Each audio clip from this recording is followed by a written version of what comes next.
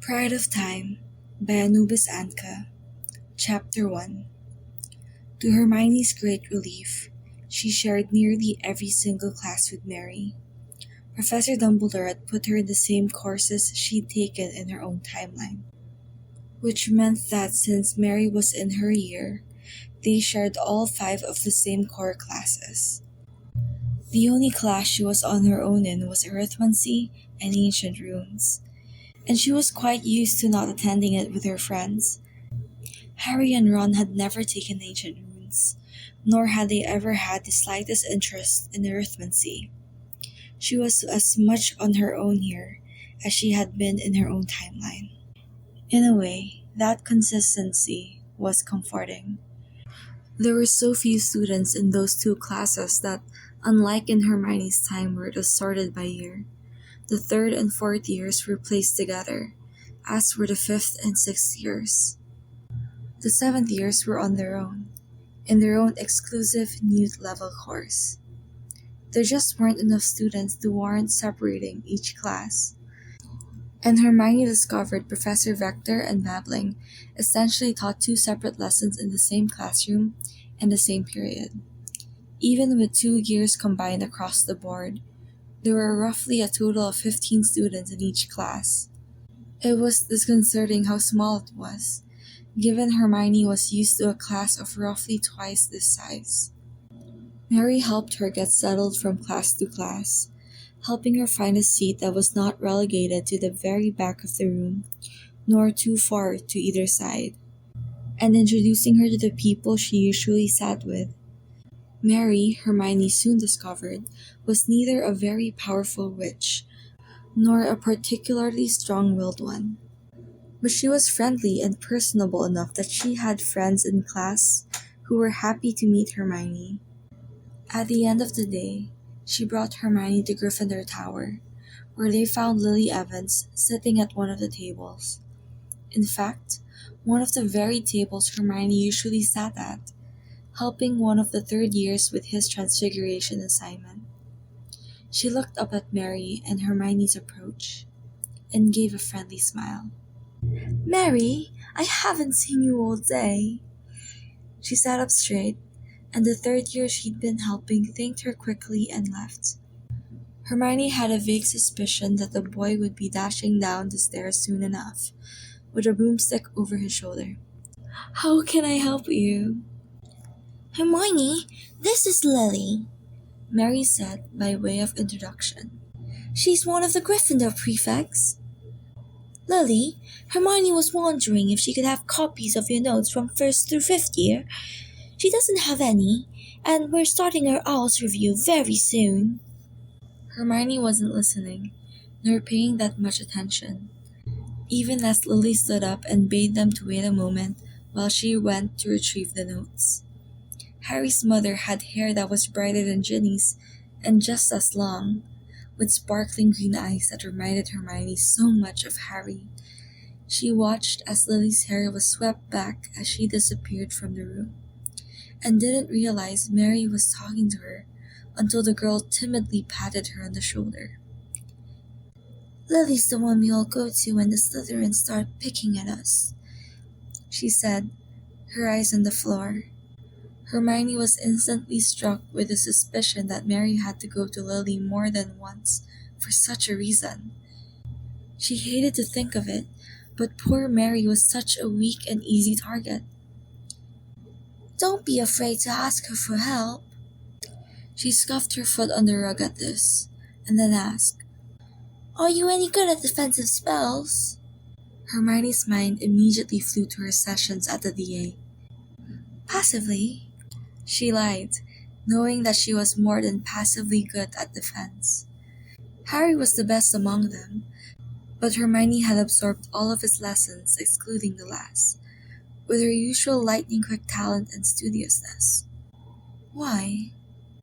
"We have potions tomorrow," Mary said by way of explanation. "Would you mind walking down there with me in the morning?" Hermione's expression instantly softened. Mary was asking for help, and whether or not she was grateful to the girl for making her feel welcome, She felt almost obliged to help the fellow Gryffindor need. Of course. Mary brightened visibly at this, and Lily returned almost a moment later with several years' worth of notes, neatly put together, and held them out to Hermione, who took them gratefully. A voice interrupted from the other side of the room. Oi! Why are you giving her notes when you wouldn't even share Ben's history notes from last week? Hermione whipped around in time to see a familiar face lounging on one of the couches in front of the fire, as Lily haughtily replied, That's because you fell asleep. You don't even bother to take notes. Sirius gave her a roguish grin. His hair was black and curly, draped around his shoulders, and his face was bright and lively, something Hermione had never seen in him during her time at Grimmauld Place, where she remembered him as gaunt and pale. He now looked young and happy, nearing his prime, and if she looked closely, it seemed he was already starting to grow the faintest stubble of a beard. Come on, Lily, he reeded, sitting up. Just this once. I normally manage to stay awake long enough to write down what he's saying. You always say that, Lily said, turning away from him with a sigh. If you want notes so badly, go ask Remus. They're just as good as mine. But you have nice script. Well, you deserve it if you can't read Remus's chicken scratch, Lily countered, flouncing back off to her table, where she straightened out her papers and began putting them back in her bag. Come on, Mary. Are you coming, Hermione? Hermione was nearly astonished by Lily's almost dictatorial tone, but she acquiesced immediately. Dashing up the stairs to put her newly acquired notes away, she grabbed her bag and followed Lily and Mary out of the portrait hole, throwing Sirius one last look over her shoulder as he did. The boy was scowling, but it quickly slid from his face as he leaned down to pick up his Defense Against the Dark Arts textbook, pick up some parchment that slid off his lap, and propping it on his book, resumed writing. Hermione sat on the couch in the common room that night, scribbling away her essays due tomorrow, while several other students, including Mary, went up to bed. Rain pattered against the window in a steady heat, and it was pitch black outside. The common room was surprisingly quiet, until Sirius stormed in, soaking wet and tracking mud. Hermione nearly shrieked at this, and scrambled to her feet in time to see two more familiar faces follow suit, their shoes thick with mud and leaving a mess that would likely cause Argus Filch to have an apoplectic fit. Remembering the crabby old caretaker's aiding and abetting of Umbridge, she actually didn't pity him one bit if he had to clean this up. But his jobs were restricted largely to the halls. He wouldn't be called in for dormitories. It would be the elves who would have to clean those messes. The boy could have passed for a slightly older Harry, minus a scar and hazel eyes, was grinning with amusement at the horrified look on her face. The fair-haired boy standing behind him, however, looked somewhat abashed, and pulled out his wand to try and undo some of the mess. You're tracking mud into the common room! Hermione almost howled. For melon's sake, can't you do a simple cleaning charm? Sirius shrugged, but pulled out his wand to scourgify his robes clean. More work for Filch. He eyed Hermione's hair warily, watching it as it began to fizz slightly in her agitation. Please don't have a heart attack. McGonagall will put us in detention for the rest of our lives if you die on us on your first day. James Potter was staring at Hermione curiously, and it was Remus who had to scourgify his mud-soaked Quidditch robes for him, since it seemed like he wasn't going to do it himself. You're the new girl, aren't you? Hermione paled. For a moment, she had a sense of extremely disconcerting vertigo, and she closed her eyes for a moment to will it away before she felt steady enough to speak. James Potter was not Harry. She couldn't pull him into a hug and cry her eyes out with relief at a familiar face. Instead, she took a calming breath and answered as evenly as she could. Yes, I am. And for future reference, if you could please keep your mud tracking activities restricted to the halls, I will be much obliged not to have you sent to detention for the rest of your life. Just got back from Quidditch practice, James said by way of explanation, ruffling the back of his head. We haven't had a chance to clean up. Are you a wizard or not?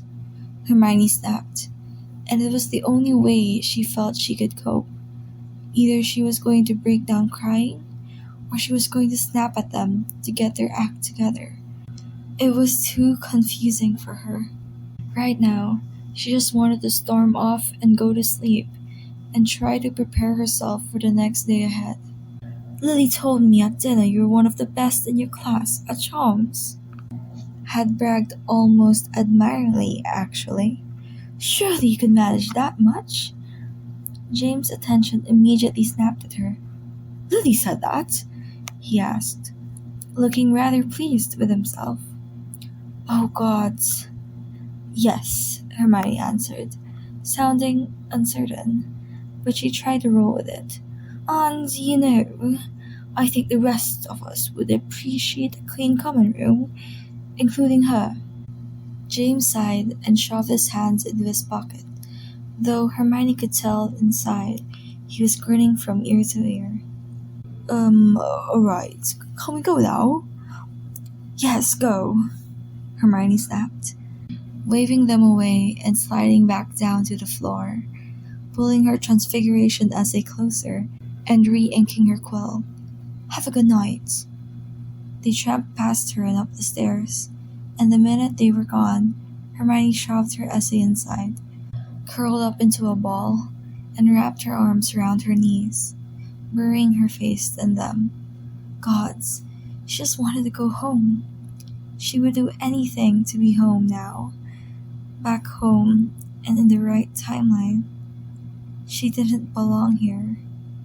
She was surprised when a hand gently patted her on the shoulder, and she looked up.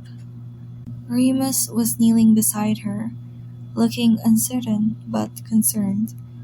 Hermione didn't want to deal with this. Go away, please, she croaked, turning her head away. Tears were threatening to pour again, but by now, she knew they needed to stop. Crying wouldn't help, and never helped, but she couldn't stop the sense of helplessness threatening to engulf her in salty tears. Are you alright? Remus asked gently. I'm fine, Hermione muttered, still refusing to look at him. A dam finally had broken, and the tears were starting to trickle down her cheeks. Go away! No. Hermione turned to look at him, surprised. He amended. I'm a prefect. It's my job to look after you, and you're obviously not fine. He scooted until he was sitting next to her, and crossed his arms across his chest. I'm here to listen, if you need me. Hermione swallowed, feeling both grateful and annoyed beyond all comprehension. She couldn't tell him the truth, but she settled on a vague version of it. I miss home, she whimpered quietly. She felt Remus shift, uncrossing his arms and placed a hand on her shoulder, giving it a firm squeeze. Hermione continued. I miss my friends, and I miss my family. I even miss my teachers. And now I'm here, and it's just... She shook, her body racking with barely contained sobs as she struggled not to let it all out. I'm alone. I'm completely alone. No, you're not, Remus responded gently, but his voice was firm. You have us. Everyone in Gryffindor will be your friends if you let them, and you can always owl your friends back at home. I can't, Hermione said with a sobbed hiccup. She buried her face in her arms and brokenly repeated, I can't. Remus seemed to absorb this with a transforming look of horror, and then pity and sympathy. You know who? He asked, not daring to be more specific. Hermione nodded, because in a way, indirectly, Voldemort has taken everything away from her. His influence at the Ministry had translated to the influence at Hogwarts, which had led to this. Remus wrapped his arms around her shoulders and gave her a friendly squeeze. We'll be a family, Hermione. Some of us have lost friends and family because of him. You're not alone. Hermione looked blearily at him, remembering that it was because of Voldemort that he was a werewolf. Of course he would understand loss. For him, he had lost any chance of a normal, unafflicted life. She buried her tear-stained face in his chest and let it all out, crying and shaking uncontrollably. She couldn't go back. She couldn't go home. She was stuck here, probably for the rest of her life. And every time she tried to stop, a new pain of wave crushed her will and racked another broken moan from her. Remus, gentle, understanding Remus, simply held her. He held the strange new girl he knew next to nothing about and comforted her as she cried over the loss of her life, as she knew it. And when she finally pulled away with a sniffle, trying to wipe her face with her sleeve, he summoned a handkerchief for her and pressed it into her hands. Here, blow. Hermione did, and wiped her face with a part that was not covered with a copious amount of snot. Her cheeks were still stained, but she had finally stopped crying. Remus took a moment to scrugify the handkerchief and pocketed it. I know things won't be the same for you ever again. They never are, but you're surrounded by great people, Hermione. We are happy to have you here. He gave her a small smile. You're one of us. She gave a small nod and hiccuped, unable to speak. It will be okay, Remus said, stressing the words. We'll be here for you, I promise. Hermione nodded again, and Remus patted her arm. Do you want to finish up here or go to bed? I'm sure McGonagall will forgive you for turning the essay a bit late. It's due tomorrow, and if I remember right, she assigned it to the 5th years last week. You've only been here a day. Hermione shook her head. No, I need to get it done, she croaked, searching for the paper. Would you like me to stay here with you? Hermione hesitated, then nodded. I'd like that. I'd be grateful for the company. Remus patted her arm once more, and then re-inked her quill for her and handed it over. Hermione took a deep, shuddering breath, trying to calm herself down enough to write comprehendingly, and then resumed writing. Remus sat there the entire time, silently watching her fingers become ink-stained as they scribbled across the parchment, and when she finally finished an hour later, he helped her pull her stuff together and sent her off to bed. 2 important things occurred as a result of Hermione's breakdown. For one, Remus was now her friend. Secondly, she no longer felt the urge to break down in tears. She had kept it all bottled up for several days, and having finally let it out, it no longer felt as though it was building up inside, waiting to pour out. She still felt a heavy kind of pain in her chest, where she felt heartsore and homesick, but she no longer felt snappy and explosive. Remus and Mary were both waiting for her in the common room the next morning, and the 3 of them walked down the great hall together. James and Sirius had clearly gone ahead, probably with Peter. Hermione's stomach churned at this, leaving Remus to take care of the new fifth-year girl. Hermione was grateful for their companionship, and they made small talk as they walked down for breakfast. They found seats at the Gryffindor table, where Hermione ended up sitting between Mary and Remus, grouped with the Marauders. James was sitting next to Lily, who seemed to be studiously ignoring him, with Sirius on his left.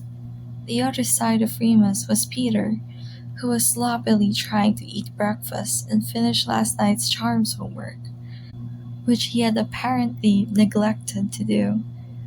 Hermione felt bile rise up in her throat when she saw the squat, watery-eyed boy sitting at a table, and tried not to look at him.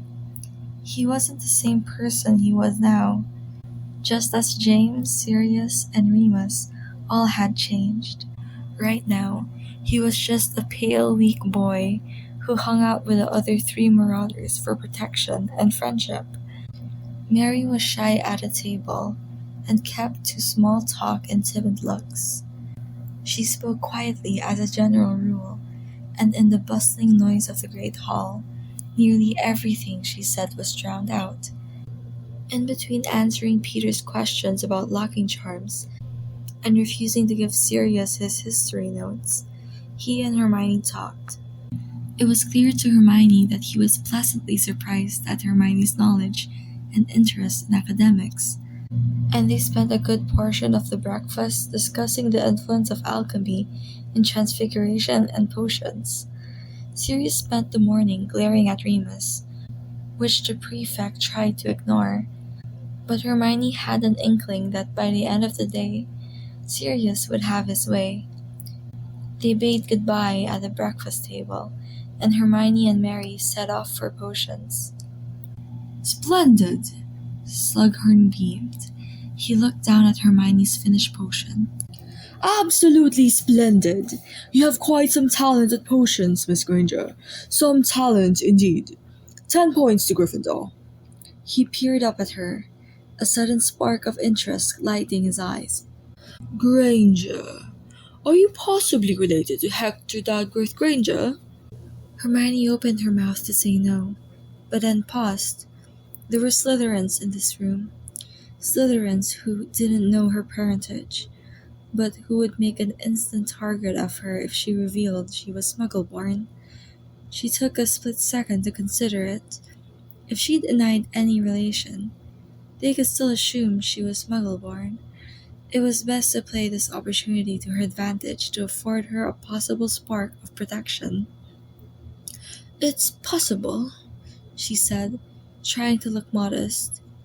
She didn't really pay attention to Slugger's response, but out of the corner of her eye, she saw some Slytherins looking at her with renewed interest. One of them sniggered and turned to his table partner to whisper something behind his hand. Hermione suddenly wondered if she made a calculated mistake. She might have saved herself from automatically being presumed as Muggle-born, but claiming a possible relation to a famous wizard, however distant, might have also made herself an even larger probable target. Ducking her head, she gathered her stuff and left as quickly as possible, waiting for a moment longer at the door of Mary to catch up, and the two headed down the dungeon corridor for the next class. "Are you really related to Dagworth Granger?" Mary asked meekly as they walked quickly through the hall. They reached the stairs leading up and walked into the cheery brightness of the entrance hall. Hermione was about to reply when Mary let out a sudden squeal of surprise and tripped, dropping her bag and spilling its contents across the floor. Hermione whipped around in time to see 3 older boys advancing on them, wands out and wearing a near-identical look of glee. Hermione's wand was out in an instant. "Protego!" she shouted, slashing her wand in their direction. The next spell thrown promptly bounced off, and one of the slower boys stumbled backwards and fell as his face erupted into a mass of boils. He let out a howl of rage that Hermione thought was completely uncalled for. and she sent a Petrificus Totalis his way before pulling back into a defensive stance, putting herself between Mary and the other two boys. They weren't done. The taller and meaner looking of the two sent a nasty hex in Hermione's direction, which she promptly deflected and returned the favor with a stunner. Harry had more than just taught them the spells. He had taught them how to really use them, how to attack and defend in one-on-one duels. And when she used those skills in a 3-on-1 battle, they still served her well. The third boy tried to hit her with a slicing hex and a tripped jinx in quick succession, dodging her second stunner. She was about to throw another spell at him when her hair suddenly ruffled as 4 different spells flew past her head, one missing by nearly an inch, and the 2 of them hit the boy squarely in the chest. One knocked him out, and the other gave him an 8-point rack of antlers. Hermione whipped around again, in time to see all 4 of the marauders standing together, ones out. Wearing identical expressions of fury, she saw Peter duck forward to help Mary to her feet, and Remus approached first, clasping a hand on her shoulder. Are you right, Hermione? Did they get you? No, I got them first, Hermione said, glancing back at the 3 unconscious Slytherins. She was about to elaborate when she was again interrupted. Hold it right there! 2 more Slytherins had appeared, ones out, and Hermione watched as James and Sirius's hackles raised at their approach. The one on the right had light brown hair and was the shorter of the 2. The one on the left was a tall, gnarly figure with greasy hair and a hook nose, whose face Hermione could not quite instantly place. Your Slytherins attacked our friends, Sirius growled. Hermione wanted to ask him when she had suddenly been promoted from new acquaintance to annoy to friend, but kept silent. They were coming back from class. And what would you have brought your pack of Gryffindor dogs down for if it wasn't to start trouble? The brown-haired boy's eyes narrowed calculatingly. Seems a bit much for a mid-morning stroll, don't you think? We have potions next, you slimy git, James said. So you do. I have seemed to have forgotten that little detail, the Slytherin responded, mouth curving upwards into a supercilious smile. After all, we share the same class, and here I was hoping you'd finally be kicked out for Gryffindor incompetence. He gave a long, suffering sigh. It was such a nice dream, too. Just get out of here before we decide to hex you two, Avery, Sirius snarled. And take Snivelus with you. He gestured at the greasy black-haired Slytherin, whose black eyes widened with badly concealed rage. He looks a little lost. At that moment, Mary tugged Hermione's arm. Let's get out of here, she begged plaintively. Hermione couldn't see how that was going to happen. If she turned her back, she would be an instant target. They were at a standstill, all 7 of them with their wands out. Any moment now, they were either going to put their wands away and stomp off, or start hexing each other blindly, the latter of which seemed more likely. That's enough! Hermione turned around in time to see Professor McGonagall striding down the corridor, looking quite furious. Hermione didn't know why she was here, but she was grateful until McGonagall's next words hit her. Fighting in the corridors! 10 points apiece and detention, all of you! That's not fair, James said angrily, turning around to face his head of house. They attacked Mary and Hermione first! The Slytherin, sporting a rather impressive rack of antlers, steered feebly. McGonagall peered down at Mary, who looked as though she were about to faint. Miss McDonald, I can certainly believe. Run along, she snapped, though not unkindly, and Mary took one last look at Hermione, gathered her bags, and fled down the corridor. Minerva turned her attention to them. Avery, take those three up with you to the hospital wing and report to Mr. Filch for detention tonight at 8. You and Pettigrew will be helping him clean up the mud someone, she sniffed, dragged in last night. Without a word, and a meaningful glance at the pale hook-nosed boy, who now looked as though he wished he were anywhere else but here, Avery helped his antlered classmate to his feet, and a moment later, the two of them were each dragging an unconscious body between them down the corridor. McGonagall then turned her very potent fury on the yet unpunished. I didn't do anything, the black-haired boy suddenly snapped, taking a step backwards. I didn't do a single thing. Be that as it may, Mr. Snape, I have no doubt that I had waited to arrive just a bit longer. You would have done quite a bit worse than simply being here, McGonagall said in a tone that could have passed for dryness, but was what Hermione recognized as irate fury. Just behind the professor's back, Hermione saw James and Sirius share an identical smirk at this. The same goes for you, Miss Granger. Hermione didn't even try to protest. Both of you will serve detention with Professor Slugger on a Friday, 8 o'clock. She saw her future potions professor give her a murderous glare, as though his detention were somehow her fault, and resisted the urge to swallow hard. Right now, she felt as though she'd fallen down a rabbit hole. Her best friends had been replaced with youthen versions of people Hermione considered mentors and trusted adults. And to top it off, she was now back in school with one of her least favorite professors.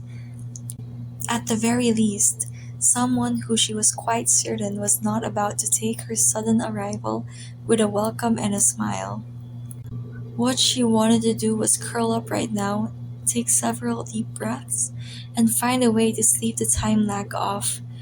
She just needed more time to come to terms with the realities of this timeline. As it was, it seemed the only way she was going to get through everything would be to have it come at her all at once. Steeling herself, she looked Severus Snape in the eye and returned his glare with equal venom. Run along now, McGonagall said sharply, startling Hermione out of her thoughts. She grabbed her bag, which had fallen to the ground, and made to leave. And don't let me catch you fighting in the corridors again. She wondered how it was possible for her to have gotten a detention on her second day of school when it had taken nearly an entire year in her timeline. She left the dungeons, huffing angrily at the fact that in this instance, it had been entirely the Slytherin's fault. She made it to Ancient Ruins 5 minutes late, and slumped into her seat, still fuming about what rotten, misbegotten gits they were. She was glad that she'd heeded Professor McGonagall's warning, and she was even more grateful that the Marauders had shown up when they had, though she wished they had not been punished for their intervention. She recalled Sirius admitting that they had been a bunch of arrogant Burks back in school, but in this case, their readiness to fight was much appreciated. She would have to take them later. I don't believe this, James fumed, taking a seat on the couch as Hermione got to work on her charms essay. We have Quidditch practice on Friday, and instead of being out there in the pitch with them, I'm going to be stuck inside, writing lines. Bad luck, Prongs, Sirius said moodily, tossing spare bits of parchment into the common room fire, where they disintegrated into flakes of ash on the rug. I'll be writing lines in Flitwick's classroom. He stopped throwing parchment into the fire long enough to mime writing, pulling his face in a touchingly confused brow-scrunch expression. I will not hex Slytherins in the corridors. I will not give them a rack of antlers. I will not cover their faces in tentacles, no matter how much I think it improves their looks. I will not hang snip. Will you two please quit it? Remus snapped, lowering his book. Some of us are trying to work, and I do not appreciate being pulled into detention because of you, he added, glowering at Sirius. Look, mate, for once, it wasn't my fault. If you would learn to disengage from a fight, we might not have been there long enough for McGonagall to have to come down at us, Remus said, returning to his book. If you want to call being hexed in the back by Snivelus disengaging, by all means, Moony. Hermione had enough. She looked up from her essay and threw both boys a dirty look. As much as I appreciate your intervention earlier today, I would appreciate it even more if you would be quiet long enough for others to get their homework done. Sirius elbowed James. Let's go, Prongs. I can see we're not wanted here. Where's Peter? James wanted to know. Still in detention with Avery. Come on. Sirius stood up and headed for the portrait hole. We'll be practicing on the Quidditch pitch if you need us, he called over his shoulder. Before he and James shut the portrait behind them, Hermione let out a sigh of relief and bent back over her essay. The room was quiet for several minutes, save from the crackling fire, before Remus broke the relative silence. You know, they're really not so bad once you get to know them. I know, Hermione said, scribbling the last line of her current paragraph. She paused to look up at him and gave him a small smile. I can tell. Before she bent her head again, she happened to glance out the window, where the moon shone brightly across the cloudless sky. It was waning.